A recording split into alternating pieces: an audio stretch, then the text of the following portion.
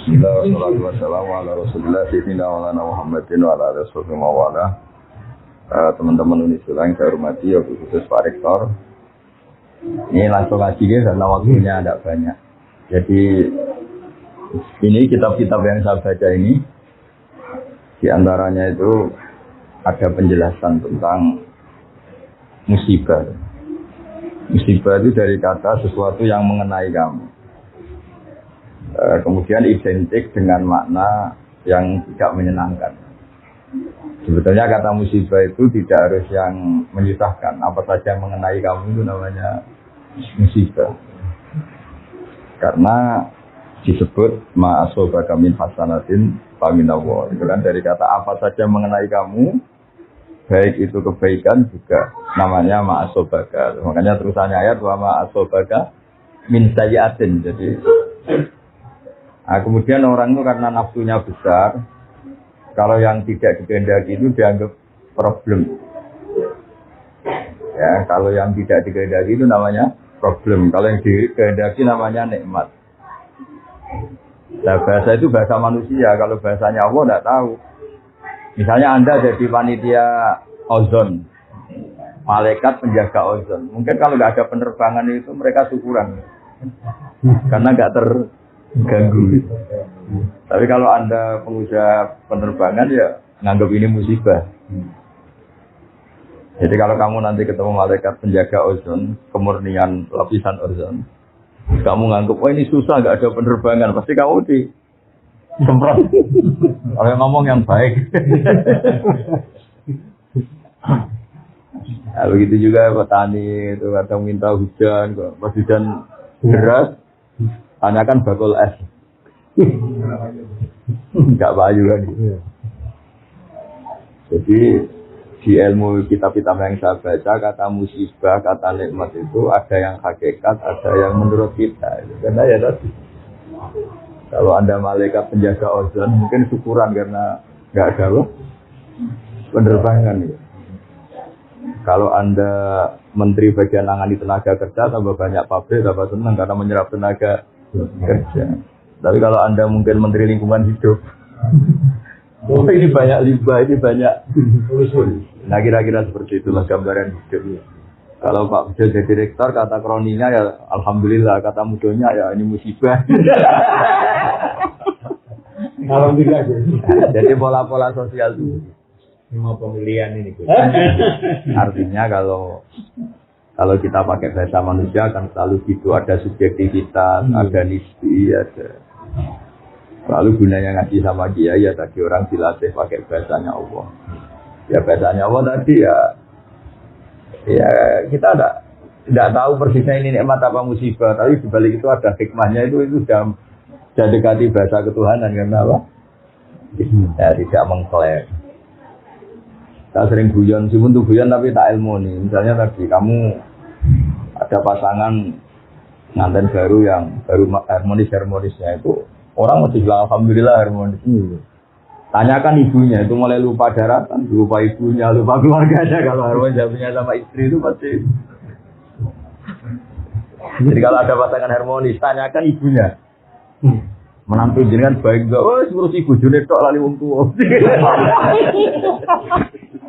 Atau tanyakan temannya. Saiki lali konco, saiki lali temen gitu karena saking mesranya sama. Nah, di semua segmen kehidupan itu seperti itu, Pak Bejo. Betul ya.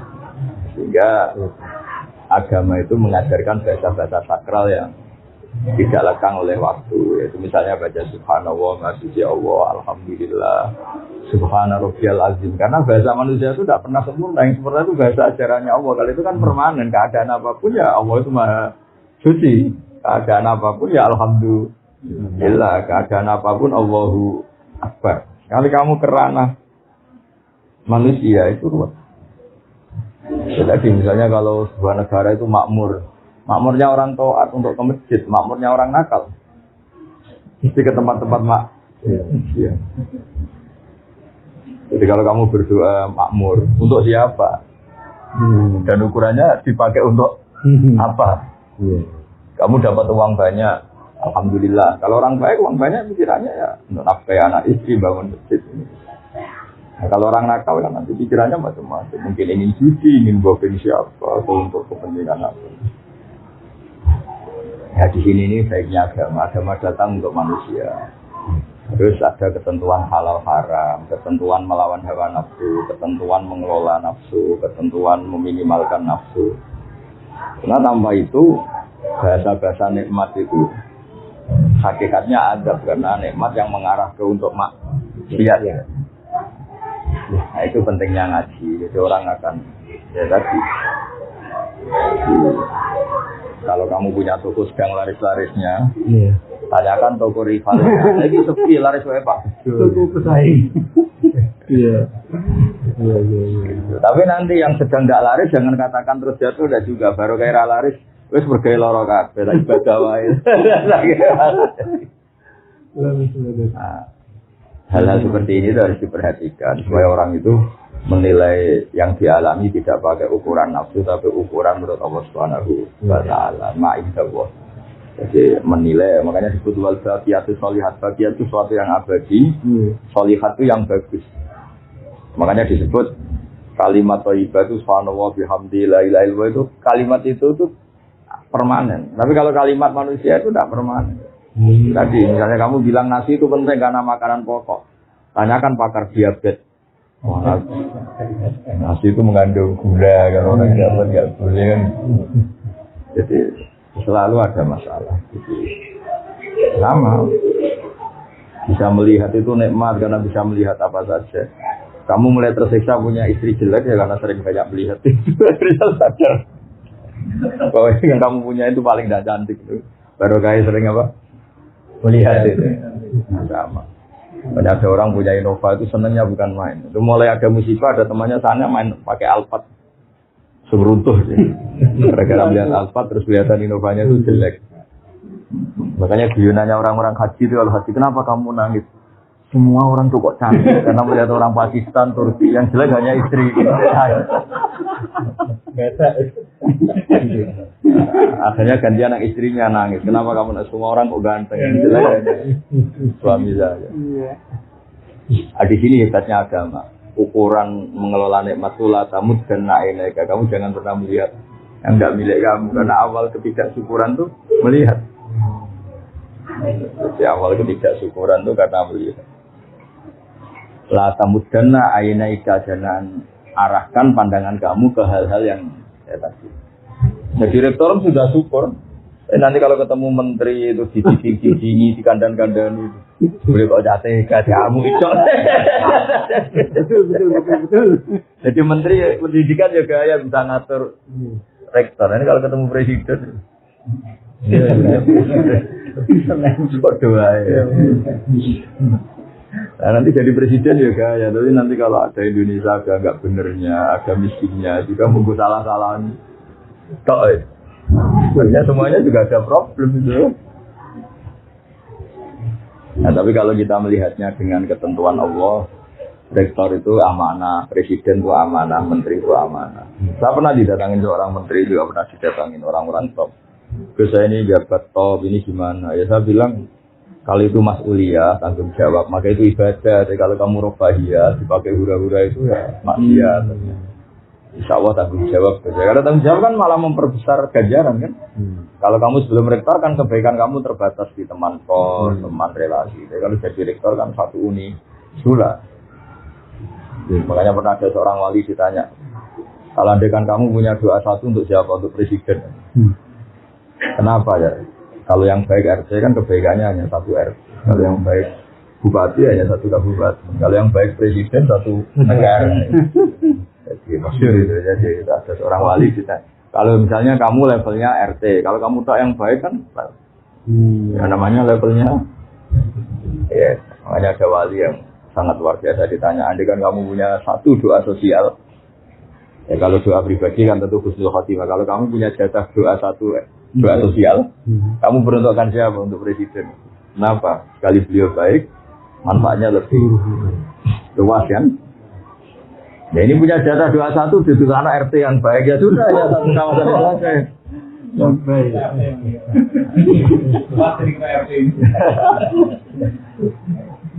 Jadi artinya loyalitas agama ini pada negara, pada bangsa itu tidak diragukan lagi. Karena di Islam itu ada hukum sosial. Nah, cuma bedanya orang wali sama ndak. Wali itu kan nganggap musibah itu dianggap awal kebaikan karena terus orang kembali ke Allah. Dulu itu orang nggak takut mati. Seakan-akan kalau ilmu medis itu menguasai semua. Gara-gara COVID belum ditemukan obatnya. Banyak yang tawadhu. Kemarin-kemarin kayak ada kematian itu. Udah orang PD-nya hidup. Gara-gara ada COVID. Antara orang awam sama profesor sama-sama ngitung hari. Banyak. Iya kan? Jadi selemah itu manusia ngadepin musibah. Wah itu pontang manting semua negara katanya medisnya paling bagus kayak negara-negara maju. Pontang manting semua. Jadi makanya saya mohon dari pengajian ini, dari ngaji ini, sampai kalau sholat itu lebihin. Kalimat yang kamu lafadzkan di sholat itu kalimat paling permanen. Rabbana lakal hamdu, engkau layak dipuji, engkau maha suci, engkau maha besar, itu kalimat permanen. Kalau kalimat yang kamu bikin itu tidak ada yang permanen karena subjektivitas. Ketika kamu bilang tadi penerbangan itu kosong atau minim, itu kamu anggap musibah. Kata malaikat penjaga ozon itu bagus. Ketika Kementerian Tenaga Kerja bilang banyak pabrik itu bagus penyerapan tenaga kerja, tanyakan ahli lingkungan. Iya, sama di presiden juga sama. Ketika ini jadi presiden, temannya partainya bilang alhamdulillah, tanyakan rivalnya atau musuh politiknya. Rektor juga sama, toko juga sama. Hal-hal seperti ini terus menjadikan wali-wali itu nggak bicara tentang makhluk, hanya bicara tentang Allah. Makanya toreko itu kan wiridan paling kelima kan Allah. Maksudnya sudahlah makhluk sudah. Bismillahirrahmanirrahim. Sumadharum fi khawdini al-afun, sudah semuanya itu orientasinya ke Allah saja, yang lainnya itu biarin gitu. Darhum fi khawdihim yal-afun. Makanya ada sholat istisqa nggak mandi itu, karena yang di pojok bakul es. Ini kalau mandi ada ternyata ketika orang lain semangat amin karena sawahnya banyak. Terus ini aminnya tenang. Kenapa kamu tidak semangat? Saya tidak punya sawah, nggak ada hujan juga nggak apa-apa. Saya ini penjual es. Jadi apa ya? Ya gitu itu kehidupan ya gitu. Wong ini kabarnya itu kata ilmuwan itu. Lapisan ozon itu membaik sekian puluh % gara-gara pengurangan penerbangan. Oh iya, saya kamu bayangkan kayak Singapura, Hong Kong per menit ada. Jangan yang pesawat yang bandara-bandara paling sibuk. Coba kalau kamu jadi malaikat bagian jaga ozon, rapat terus gimana ini hentikan pesawat? Mungkin rapatnya tuh udah kopikan aja rendahan. Ya meskipun itu guyon, tapi orang biar tahu lah kalau semua yang diciptakan Allah ada hikmahnya. Maksud saya itu ada. Kalau ada pabrik tutup, tanyakan pakar lingkungan. Bagus sekarang sudah ada limbah, kenapa pabriknya tutup? Tapi kalau tanyakan pekerjanya, susahnya. Yang bayangkan kalau bahasa subjektivitas gini dipakai ilmu hakikat kan kacau. Tapi kalau di ISDA itu hukum sosial, pasti ada subjek. Kalau ilmu hakikat ya tadi yang PHK ya tidak mesti gak dapat pekerjaan, saja dapat pekerjaan yang lebih baik. Kan kemarin banyak pilot yang jadi penjual mie. Tapi ketika ditanya hasilnya sedikit tapi kepuasan batinnya meningkat ya karena ketemu keluarga, ketemu yang dulu gak kebayang kan. Ya saya berharap cara pandang Islam ini kita ikuti bahwa di balik semua itu ada hikmah dan menjadikan kita kembali kepada Allah Subhanahu wa Ta'ala. Saya kalau nyontohkan di masyarakat itu, ketika kamu kecil, dolanan keran itu seneng kira karuan. Dolanan yuyu seneng. Dolanan hal-hal yang nggak menghasilkan uang itu seneng. Tapi ketika Anda dewasa, Anda dokter, Anda profesor, Anda kiai besar menjadi goblok. Untuk seneng aja nunggu punya alfa, punya uang, punya rumah. Berarti pinter caci ya. Caci itu untuk seneng itu hal-hal sepele bisa bahagia. Sudah harus profesor apa seneng canggih. Padahal ciri utama orang pinter kan mudah mendapatkan yang diinginkan. Ternyata untuk seneng harus mahal. Sementara ada cilik untuk seneng itu segampang itu. Terus pinter mana kita dengan anak-anak? Jadi itu pelajaran bagi kita bahwa kalau kamu di dunia ini senang, ketika kita kecil, ketika kita miskin, marah itu bisa mobil sebenarnya rasanya. Kayak uang kos ada di serbu kos itu semua lagi nggak terlambat bayar. Jadi makanya saya pernah ketemu menteri itu kalau guyon tuh, enak arah menteri itu. Saya dulu itu melihat orang jadi menteri itu top. Setelah saya jadi menteri itu merasa tidak. Ya kenapa? Karena semua kesalahan di kementerian saya kayak salah saya. Dulu kan nggak pernah salah. Ya kan kalau kamu nggak menteri Polhukam, nggak ada keamanan apa kan kamu nggak salah. Orang miskin kalau kamu nggak menteri ekonomi kan nggak. Iya betul. Gara-gara kamu menteri malah menjadi salah kan? Kalau kamu nggak ketua bulog, kalau nggak ada kesediaan jelas kan nggak salah. Kalau kamu ketua bulog kan menjadi. Kalau kamu nggak rektor, kesalahan Unisula kan nggak salah kamu. Gara-gara rektor itu salah kan? Salah. Itu hebatnya Islam. Makanya Nabi itu harus punya hak syafaat. Kenapa Nabi itu punya hak syafaat? Karena seorang Nabi itu yang bertanggung jawab. Itu seketul umatmu itu bersyafaat. Ya sama. Kalau kamu sudah kadung jadi rektor, ini mahasiswa kamu. Kalau ada apa-apa kamu harus ikut tanggung. Ya. Makanya agama ini datang dengan rasionalitas yang tinggi. Kenapa Nabi itu punya hak syafaat? Ya karena beliau dekat Allah itu pasti. Ya karena kita ini kadung umatnya, maka menjadi tanggung jawab beliau.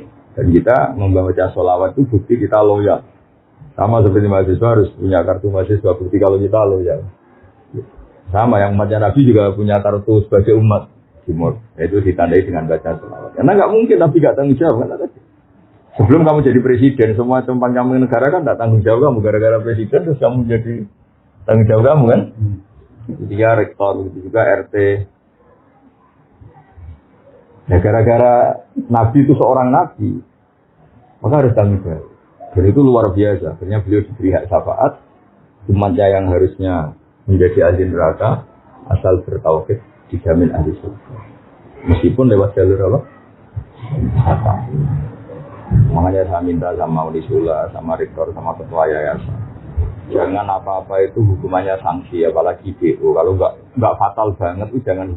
Karena ciri utama pemimpin itu roh itu menjaga itu ya tidak mengeluarkan.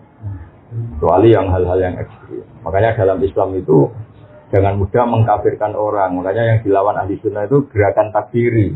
Karena semangat Nabi itu yang luar dimasukkan, bukan yang sudah di dalam jadi keluarga. Ya kan? Jadi sebetulnya logika itu yang harus kita pakai. Misalnya kita punya anak 5, yang 2 itu nakalnya minta ampun. Mungkin tetangga enak aja ngomong, usir aja kok anak durhaka. Itu yang ngomong enteng gitu mesti tetangga sebelah. Bagi kita orang tuanya enak kira rasanya. Itu anakku kan? Sama. Nabi itu nggak terima kalau umatnya dikeluarkan dari Islam karena Nabi sangat mencintai umatnya, bahkan yang nakal pun Nabi menghentikan itu tak beri hak syafaat. Syafaat ila ahli kafir umat. Juga punya jatah syafaat untuk umat itu jelas-jelas. Karena semangatnya mengambil atau memasukkan yang luar. Nah, ya kalau anak-anak nakal itu semangat orang tuanya kan dandan. Enak oleh tonggo usul kon ngusir ya. Nah, pola-pola itu yang harus kita perkuat, semangat memasukkan, semangat mengayomi, semangat jaga stabilitas, memanage konflik, memanage perbedaan. Ya tadi, di mana-mana Nabi itu memperbaiki yang kurang baik, memasukkan yang belum masuk. Makanya kenapa aliran-aliran takfiri itu ditentang mati-matian oleh mayoritas ahli sunnah, mayoritas umat Islam. Itu sebetulnya nentangnya itu bukan karena sentimen, tidak logika sosialnya begitu di mana-mana. Ininya kita ini ya kan kita inginnya kan warga Indonesia sing rapati ngaku Indonesia itu menjadi sangat Indonesia gitu. Yang Unisula yang belum Islami menjadi sangat Unisula.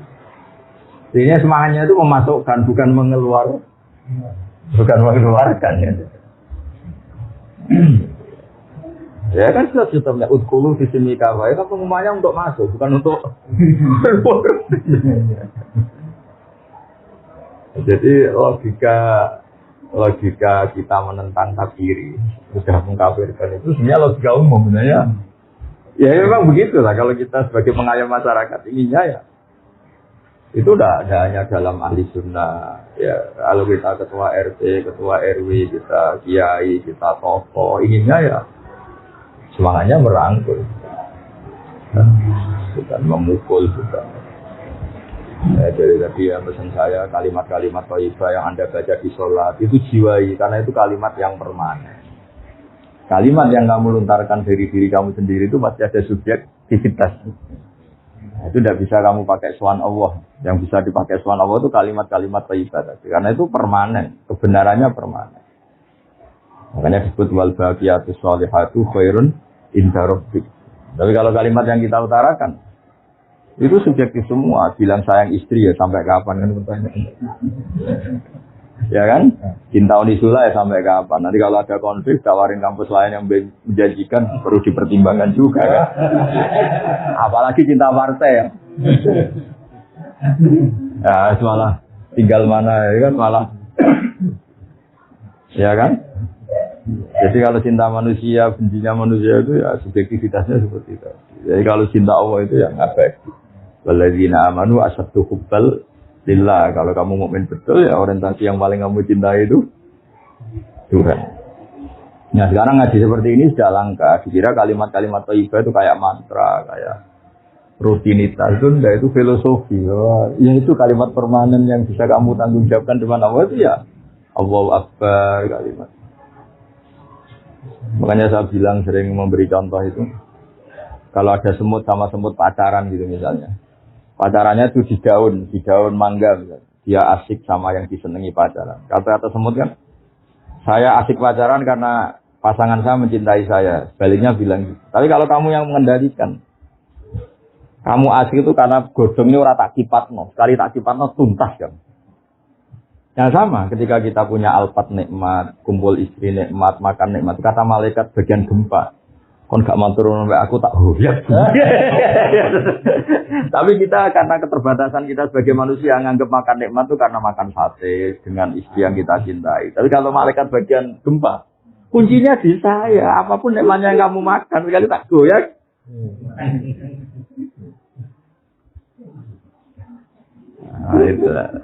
Nah itu sirinya, rahasianya. Kenapa kiai-kiai itu matehai malaikat, matehai penjaga langit, penjaga bumi itu karena itu berkontribusi dalam kenikmatan yang kita. Ya. Kalau kamu tidak mau Fatihah itu sudah tersinggung. Itu ya. Surprise. Nah, itu bedanya kiai sama rektor, Pak.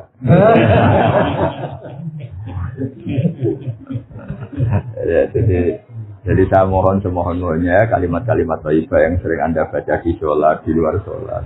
Itu patenkan di hati kamu bahwa kalimat itu yang permanen alihah nahya wa alihah namut. Atas nama kalimat itu kamu berani hidup wa alihah namut. Atas nama kalimat itu juga kamu sampai ketemu Allah. Wa alihah nub'at insyaallahu minal amin. Dengan kalimat itu juga kalau ketemu Allah pakai itu. Jadi kamu ditanya Allah, betul, kamu siapa? Mukmin Gusti. Aktivitas kamu bersaksi bahwa engkau ini ala kulli syai'in qadir. Oh, kamu siapa? Rektor Gusti. Mana kampusnya sudah berkiamat? Enggak ada kampus.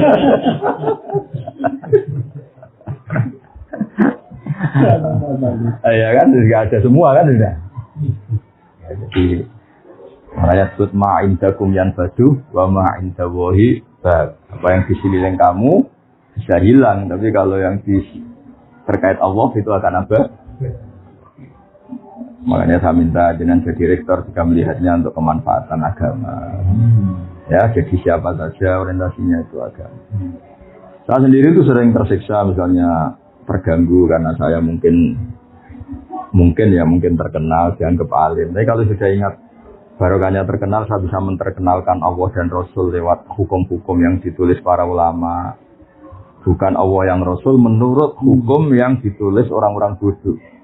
Kan repotnya itu kan gitu kan. Semuanya orang atasnamakan Allah dan Rasul. Sementara dia tidak pernah ngaji. Pertanyaan cerdasnya kan gini. Bagaimana itu mewakili hukumnya Allah dan Rasul? Dia Quran aja tidak hafal, hadis. Pasti itu pendapatnya dia kan bukan. Tapi kalau yang ngendikan kalau Allah wa Rasul itu orang alim kan dia bacanya banyak.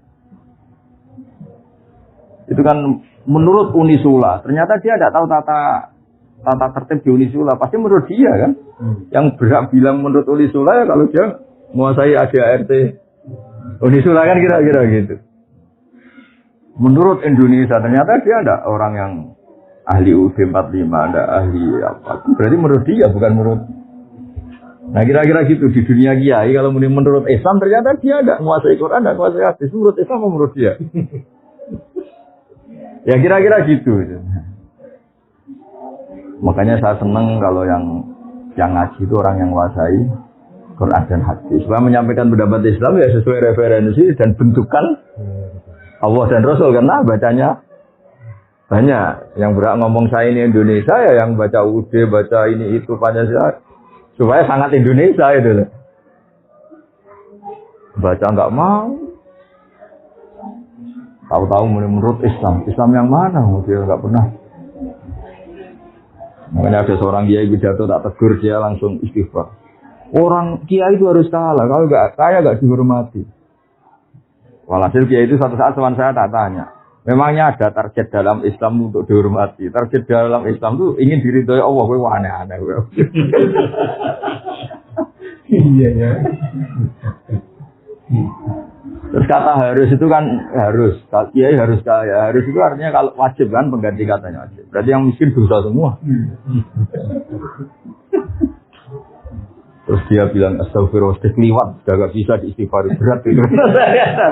Caranya istighfar kamu harus mencabut kalimat itu di depan umum, karena kamu utarakan di depan umum, kamu harus cabut juga di depan umum. Jadi kemana-mana kalau pidato bilang gini, ternyata kaya itu wajib, miskin juga penting. Itu kan karena dia cerminan pikirannya dia, karena lama miskin terus bosan miskin terus angin bosannya bilang, iya harus. Bosan-bosannya sendiri jadi statement atas nama Islam. Coba kalau itu diomongkan pas acara Isra Mi'raj, dia seorang kiai dengan atribut kiai yang ditunggu-tunggu fatwanya, ini kan seakan-akan fatwa Islam. Padahal fatwanya sendiri. Nah itu makanya saya mohon ya, kalau sholat, kalau pas wiridan, tengah malam, subhanallah, astagfirullah, itu anggap itulah kalimat permanen yang alaiha nahya wa alaiha namut wa alaiha nub'ats insyaallah ta'ala. Ya, assalamualaikum warahmatullahi wabarakatuh.